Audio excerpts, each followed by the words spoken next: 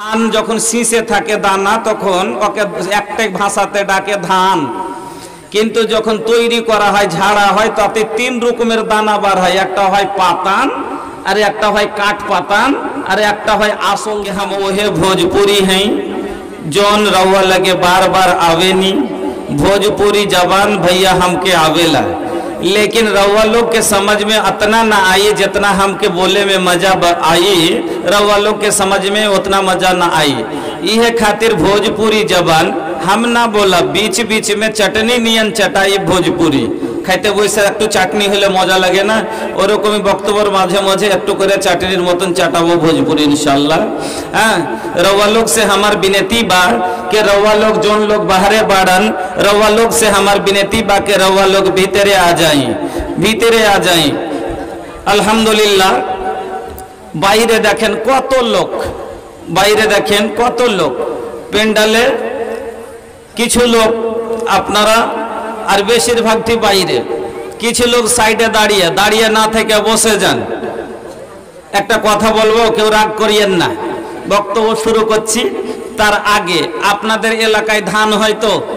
ধান হয়, ধান কিন্তু যখন তৈরি করা হয় ঝাড়া হয় তাতে তিন রকমের দানা বার হয়। একটা হয় পাতান, আর একটা হয় কাঠ পাতান, আর একটা হয় আসল ধান। বুঝলেন তো? কাঠ পাতা যখনই উড়াইবেন কাঠ পাতান, আসল পাতানটা দূরে পড়ে, কাঠ পাতানটা রাইসের পাঞ্জরে পড়ে, আর আসল পাতানটা রাইসে, আসল যেটা ধান সেটা রাইসে পড়ে। এবার যেটা আসলি পাতান কিচ্ছু নাই, চাল নাই ওর ভিতরে, ওকে লাদ দিয়া জমা করে গরুর গোড়ায় সাঁঝাল ধরে বের লেগে রাখেন, রাখেন কিনা।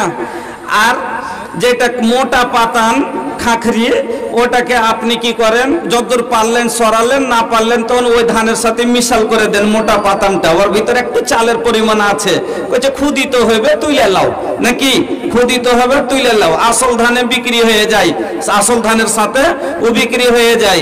ওতে ছিল ধান, আজকের জালসাতে আছে তিন প্রকারের মুসলমান। এই যে কোটা বসে আছেন রাইসের ভিতরে, একবারে খাঁটি অরিজিনাল পরিপূর্ণ। আর সাইডে যেটি দাঁড়িয়ে আছে এটি কাঠ পাতান, এটি কাঠ পাতান। আর বাইরে যেটি আছে ওটি আসলি পাতান। ও আসছে নামে খালি মুসলমান, যে জালসার নামে এসছে, যেরকম ধানের নামে উপজেছিল জমিতে, ওরকমই যে আছে জালসার নামে উপজেছে, খালি আসছে এখানে জায়গাতে।